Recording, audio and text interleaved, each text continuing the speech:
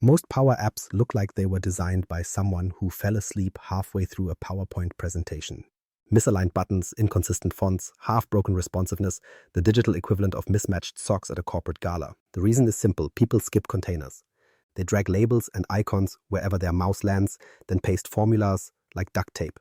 Meanwhile, your branding department weeps. But here's the fix: containers and component libraries. Build once, scale everywhere, and stay perfectly on brand. You'll learn how to make Power Apps behave like professional software: responsive, consistent, and downright governed. It loves structure, users love pretty. Congratulations, you'll finally please both.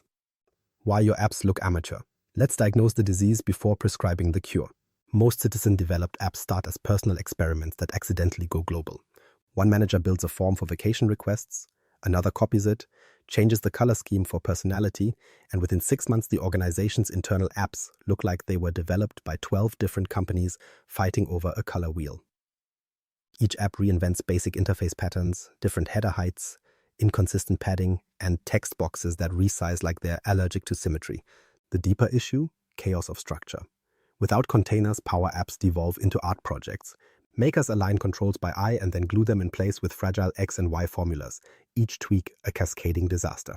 Change one label with and 20 elements shift unexpectedly like dominoes in an earthquake. So when an executive asks, "Can we add our new logo?" you realize that simple graphic replacement means hours of manual realignment across every screen. That's not design, that's punishment. Now compare that to enterprise expectations: governance, consistency, reliability. In business, brand identity isn't vanity, it's policy. The logo's position, the shade of blue, the margins around headers, all of it defines the company's visible integrity. Research on enterprise UI consistency shows measurable payoffs. Users trust interfaces that look familiar, navigate faster, make fewer mistakes, and report higher productivity. When your Power Apps look like cousins who barely talk, adoption plummets. Employees resist tools that feel foreign, even when functionality is identical. Every inconsistent pixel is a maintenance debt note waiting to mature. Skip containers, and you multiply that debt with each button and text box. Update the layout once? Congratulations, you've just updated it manually everywhere else too. And the moment one screen breaks responsiveness, mobile users revolt. The cost of ignoring layout structure compounds until IT steps in with an urgent consolidation initiative, which translates to rebuilding everything you did that ignored best practices. It's tragic and entirely avoidable. Power Apps already includes the cure. It's been there this whole time, quietly waiting in the insert panel. Containers. They look boring, they sound rigid, but like any strong skeleton, they keep the body from collapsing. And once you understand how they work, you stop designing hunchbacked monsters disguised as apps. Containers, the physics of layout. A container in Power Apps is not decoration, it's gravitational law. It defines how elements exist relative to one another. You get two major species, horizontal and vertical. The horizontal container lays its children side by side, distributing width according to flexible rules. The vertical one stacks them. Combine them, nest them actually, and you create a responsive universe that obeys spatial logic instead of pixel guessing. Without containers, you're painting controls directly on the canvas and telling each, "Stay exactly here forever." Switch device orientation or resolution, and your app collapses like an untested building. Containers, however, introduce physics. Controls adapt to available space, fill, shrink, or stretch, depending on context. The app behaves more like a modern website than a static PowerPoint. Truly responsive design. No formulas, no prayers. Think in architecture. Start with a screen container, the foundation. Inside it, place a header container, the roofline, a content container, the interior rooms, and perhaps a sidebar container, the utility corridor. Each of those can contain their own nested containers for buttons, icons, and text elements. Everything gets its coordinates from relationships, not arbitrary numbers. If you've ever arranged furniture by actual room structure rather than coordinates in centimeters, congratulations, you already understand the philosophy. Each container brings properties that mimic professional layout engines. Flexible width, flexible height, padding, gap, and alignment. Flexible width lets a container's children share space proportionally. 2 buttons could each take 50%, or a navigation section could stretch while icons remain fixed. Padding ensures breathing room, keeping controls from suffocating each other. Gaps handle the space between child elements. No more hacking invisible rectangles to create distance. Alignment decides whether items hug the start, end, or center of their container, both horizontally and vertically. Together, these rules transform your canvas from a static grid into a living, self-balancing structure. Now I know what you're thinking, but I lose drag and drop freedom. Yes, and thank goodness. That freedom is the reason your apps looked like abstract art. Losing direct mouse control forces discipline. Elements no longer wander off by one unintended pixel. You position objects through intent, start, middle, end, rather than by chance. You don't drag things, you define relationships. This shift feels restrictive only to the untrained. Professionals call it layout integrity. Here's a fun pattern: over-nesting. Beginners treat containers like Russian dolls, wrapping each control in another container until performance tanks. Don't. Use them with purpose. Structure major regions, not every decorative glyph. And for all that is logical, name them properly. Container 1, Container 2, and Container 10 are not helpful when debugging. Adopt a naming convention: CNT header, CNT main, CNT sidebar. It reads like a blueprint rather than a ransom note. Another rookie mistake: ignoring the direction indicators in the tree view. Every container shows whether it's horizontal or vertical through a tiny icon. It's the equivalent of an arrow on a road sign. Miss it, and your buttons suddenly stack vertically when you swore they'd line up horizontally. Power Apps isn't trolling you. You simply ignored physics. Let's examine responsiveness through an example. Imagine a horizontal container hosting 3 icons: home, reports, and settings. On a wide desktop screen, they align left to right with equal gaps. On a phone, the available width shrinks and the same container automatically stacks them vertically. No formulas, no conditional visibility toggles, just definition. You've turned manual labor into consistent behavior. That's the engineering leap from hobby project to enterprise tool. Power Apps containers also support reordering. Directly from the tree view, no pixel dragging required. You can move the sidebar before the main content or push the header below another region with a single Move to Start command. It's like rearranging Lego pieces rather than breaking glued models. Performance-wise, containers remove redundant recalculations. Without them, every formula reevaluates positions on screen resize. With them, spatial rules like proportional gaps and alignment are computed once at layout level, reducing lag. It's efficiency disguised as discipline. There's one psychological barrier worth destroying: the illusion that formulas equal control. Many makers believe hand-coded X and Y logic gives precision. The truth? It gives you maintenance headaches and no scalability.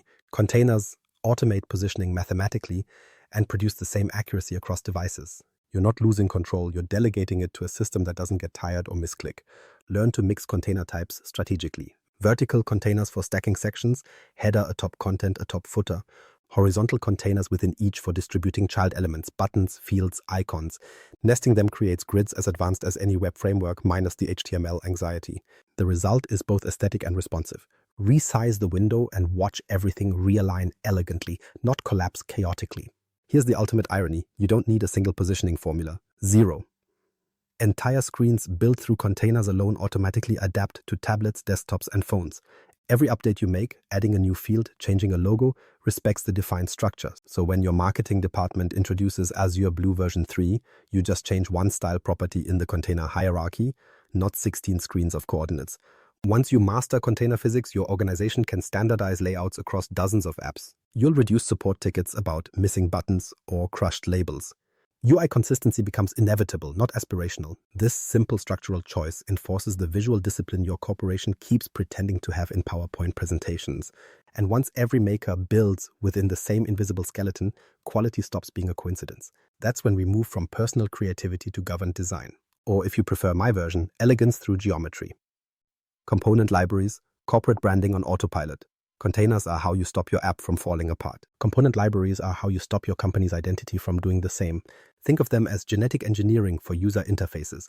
One central DNA strand that every app inherits. Every header, button, and navigation menu comes pre-trained to behave, to wear the right colors, and to never embarrass marketing in front of the CEO.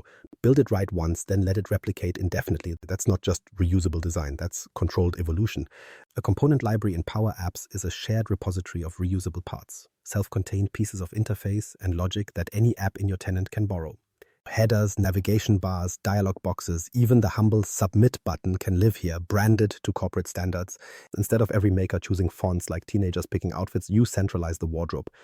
And when you update the library, new font, revised logo, accessibility tweaks, every app that uses those components updates instantly. One push, global compliance. It's like replacing every office chair overnight without calling facilities The obvious benefit is speed. When your organization builds 50 apps a year and each one needs the same navigation panel and footer, why rebuild them? Library components drop in with a drag and stay linked to their master copy.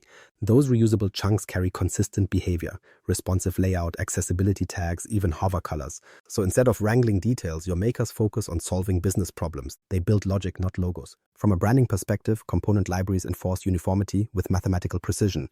Corporate colors are embedded. Typography is locked. Margins are correct because they're not left to opinion. The library enforces design like policy enforces compliance. That's what governance actually looks like in UI form. You're not hoping developers remember your style guide. You've encoded it. Technically, good libraries follow disciplined conventions. Start with clear naming. Every component begins with a prefix like CMP walls. So CMP header and CMP button primary don't vanish into random control soup.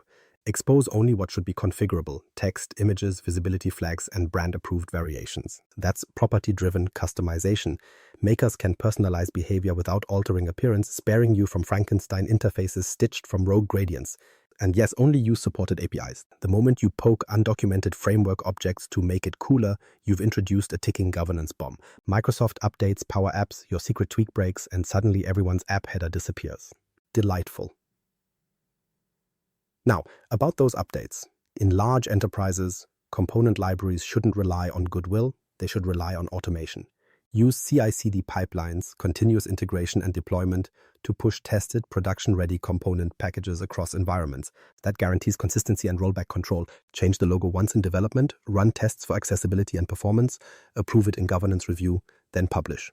Overnight, every app running that library aligns to the latest corporate identity. Compliance becomes a background process instead of an endless email campaign. Governance teams love component libraries because they act as code-level policy. Each control you distribute can embed audit requirements. Correct font size for accessibility, compliant color contrast ratio, even telemetry for adoption reporting. Every app that uses these inherits compliance automatically. If containers give you structural integrity, the component library gives you ethical and branding integrity. Together they form a self-enforcing design ecosystem. Here's the real-world payoff. Suppose marketing decides to shift from azure blue to teal of tomorrow. In the bad old days, 10 app makers would race to recolor their projects manually, miss a few buttons, and produce a patchwork of rebellion. With a component library, you swap hex code once, republish, and every app choir sings the new corporate hymn by morning. That is what alignment feels like: instantaneous obedience powered by architecture. Another point for the data-driven among you: standardization isn't just pretty, it's measurable efficiency. Studies of enterprise UI consistency show adoption rates climbing, error rates dropping, and onboarding time collapsing. When every internal tool looks and behaves the same, users trust new ones immediately. Component libraries deliver that familiarity automatically. They turn another Power App into just another screen in the system I already know. Trust becomes muscle memory. Of course, some will grumble. But what about creativity? They can still be creative, inside guardrails. Components can expose non-structural properties, titles, icons, maybe accent highlights. Creativity flourishes within safe boundaries, and IT sleeps better knowing those boundaries exist. Governed creativity, not chaos. Combine this with containers, and you unlock something close to elegance. Containers ensure spatial discipline. Components enforce branding discipline. Together, they form what no citizen developer ever admits to loving: constraints. Constraints yield coherence. Your app portfolio finally looks like it belongs to one company instead of a design circus. In short, component libraries automate taste. They transform branding from suggestion to inheritance.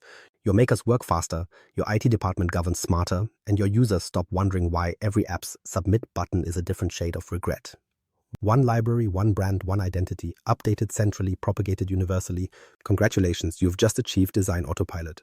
Building a responsive, brand-perfect app. Let's actually build something worthy of being shown in a boardroom rather than hidden behind the preview button. Start with a blank screen. Yes, I know the templates exist, but blissful ignorance ends today. Step 1. Add a top-level vertical container.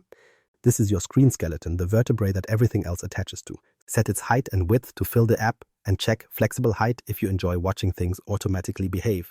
Within it, carve out 4 essential organs: header, main area, sidebar, and footer. These are not suggestions. They are the oldest truths of interface design. The header container goes first. Inside it, drop a brand-approved component from your library. CMP header, perhaps. It already carries your company logo, color, and navigation pattern, so you don't have to play decorator. The header is sacred ground. Lock its height, define a subtle drop shadow, and leave enough padding for your logo to breathe. Not too much, or it feels like a dating app banner. Not too little, or your brand suffocates. This section should never depend on formulas controlling Y positions and offsets. The container handles it. You just declare alignment and justification, center vertically, start horizontally, done. Below that, insert another container, horizontal this time, for your main working area. Give it 2 children, one vertical container for the sidebar on the left and one for the primary content area on the right. Now you have geometry that mirrors every professional dashboard ever built. The sidebar could hold navigation buttons, imported as CMP and nav button from your component library, each with property-driven customization for labels and icons. Stack them vertically with a neat gap of 10 pixels. Alignment. Start both horizontally and vertically. That way, when a user resizes the window, the buttons stay elegantly pinned, not flung like laundry in a windstorm. The main working area container is where your app's brain lives. Add a vertical subcontainer for filters on top and a content area below, perhaps a gallery or form. Remember, containers nest like logical arguments. The outer defines distribution, the inner defines behavior. If you flexibly size the content container, the gallery expands automatically to fill remaining space. No numerical gymnastics required. That's the beauty of declaring intention instead of micromanaging pixels. Now the footer, this is optional yet civilized. Another horizontal container, maybe 40 pixels high, with a subdued background pulled from your brand's neutral palette. Drop in a company copyright label on the left and a version text on the right, aligned respectively. Padding makes it breathable. A gap of 20 pixels keeps items respectable distances apart. On mobile devices, this section will shrink gracefully because flex properties take over. You'll be surprised how dignified it looks when you rotate from landscape to portrait. It behaves like it's been trained. With these containers set, you can apply your corporate theme globally. Use the component library's color references, stored perhaps as properties in your header or theme component, to populate background and text colors automatically. Want your typography uniform? Great. The library already dictates the font family and size scale. Apply the theme container at the screen level, and every descendant obeys, saving you from the hell of manual font correction. You've centralized taste once and for all. Now let's test responsiveness. Open the app preview, drag the corner, and watch the layout react. On a desktop, sidebar and main area sit politely side by side. On a phone, the horizontal container collapses into a vertical stack, sidebar on top, content below, without writing a single formula. This is not magic, it's math. Containers recalculate proportional distribution automatically. The result? Identical usability on every device. No expression editing required. Let's set a ground rule, the no formula policy. Position and size come exclusively from container logic, never from app. Width, 0.8 nonsense. Formulas are for calculations, not layout therapy. Instead, dictate relationships, inside, beside, above, below. Once you internalize that grammar, you stop debugging geometry. The app behaves like a responsive website because, conceptually, it is one, just without the HTML post-trauma. Now for the artistry, the spacing, the feel. Use alignment and justification smartly. For example, center user controls vertically within their parent container, but justify them to the start horizontally for consistency with left to right reading habits. Play with the gap property to establish rhythm. Consistent gaps substitute for inconsistent intuition. 15 pixels is usually the Goldilocks zone, not cramped, not airy. Padding performs the same function internally, separating content from edges. If your interface feels off, it's usually a padding crime. Common pitfalls? Over-flexibility. Everything set to expand simultaneously, leaving the engine to guess. Pick your flex battles. Decide which container is responsible for absorbing extra space and turn off flexible height or width on the rest. Another issue, redundant nesting, wrapping every element in a micro container until you're 5 layers deep. That's not structure, it's digital nesting dolls. Simplify. The fewer levels, the faster Power Apps renders and the easier your coworkers can edit without therapy. And occasionally you'll face the ultimate sin, misaligned branding elements. Someone decides to manually recolor a component because it looked dull. That's why the component library exists. Direct them there, not to the color picker. Centralization is the antidote to creativity gone rogue. You alter the master library's branding palette. Every inherited component follows suit. You don't chase individual apps with design police. Here's an anecdote, equal parts cautionary and satisfying. A client once complained that their inventory management app behaved like molasses and looked like a collage. Each screen had unique headers and button placements maintained by different teams. After we containerized and switched to a single component library, the rebuild time dropped by half, responsiveness tripled, and every app suddenly matched the corporate portal. Guess what happened to Ed's weekly support queue? It vanished, not because people stopped building, but because structure stopped breaking. By now, your responsive, brand-perfect app feels effortless. Every element behaves predictably, every color and font aligns automatically. You've graduated from improvisation to orchestration. That's the transformative moment where citizen development becomes enterprise architecture. The interface looks like it was designed by someone paid to care. And now that you've mastered aesthetic order, it's time to scale that discipline across your organization, responsibly, of course. governed creativity, scaling citizen developers without chaos. At this point, you've built a masterpiece, but what happens when hundreds of citizen developers start improving it? Chaos. Governance exists to protect quality from ungoverned enthusiasm. Citizen development offers speed, but the risk is entropy. 500 different takes on the submit button, each slightly misaligned. Scaling without chaos requires governed creativity. Freedom bound by architectural laws. The framework is the center of excellence on COE. It defines who builds, where they publish, and what base components they must use. The COE owns the component library and enforces naming conventions. It's not oppression, it's survival at scale. Next, environment policies, development, test, production, segregated like civilized habitats. Mission-critical apps, finance, HR reside under IT supervision. This tiered model scales governance, autonomy for simple apps, professional oversight for enterprise-critical solutions. Remove these guardrails and your intern's project connects to payroll. Containers and component libraries are the enforceable design guardrails. Containers dictate structure. Component libraries embed compliance, fonts, colors, accessibility. You've encoded governance rules into the tools themselves, so IT doesn't have to hover. Scalability becomes a question of, can our structures handle their creations? With containers and libraries as your invisible referees, the answer is yes. Governance transforms from an email campaign into background physics. Makers focus on business logic and corporate branding remains intact. That's efficiency posing as aesthetics. Risk mitigation is built in. When every app inherits the same components, one update fixes security, accessibility, and branding universally. Maintenance costs drop. Onboarding new makers is trivial. Follow the template, use the approved components, deploy through the pipeline, a repeatable ritual that protects innovation from itself. Governance doesn't kill creativity, it concentrates it. Standardized structure frees makers to spend brainpower on business value. They stop debating hexadecimal colors and start solving workflow problems. The rules don't stifle art, they make art coherent. When someone says governance slows us down, point out that an ungoverned app portfolio is a slow-motion crash. Proper governance, with containers, libraries, and COE oversight, accelerates development by preventing rework. All successful governance models share one truth. They separate aesthetics from autonomy. You can build anything you like, as long as it looks and behaves like it belongs here. Good structure is invisible. When every app from your citizen developers looks coherent, no one cheers the COE. They just use the apps. That is the ultimate compliment. Governed design so seamless, it feels natural. Now that your creative chaos is properly domesticated, let's close with the philosophy behind it, the elegant discipline that keeps technology civilized. The elegant discipline. Structure isn't the enemy of creativity, it's the condition that makes it possible. Containers and component libraries turn chaotic enthusiasm into reliable performance. They enforce alignment, branding, and responsiveness so your organization never has to choose between beauty and governance again. Once you internalize that, you stop fighting the system and start composing within it. If your power apps still rely on pixel-perfect luck and color roulette, you're not building innovation, you're decorating dysfunction. Embrace structure. Let containers manage layout, let component libraries police identity, and let governance orchestrate the rest. You'll produce apps that scale, survive audits, and, miracle of miracles, look professional. Want the advanced version, the full design system that enterprise architects use to make power apps indistinguishable from native applications? Subscribe and watch the next episode. Efficiency, consistency, and elegance aren't accidents, they're habits. Form one now.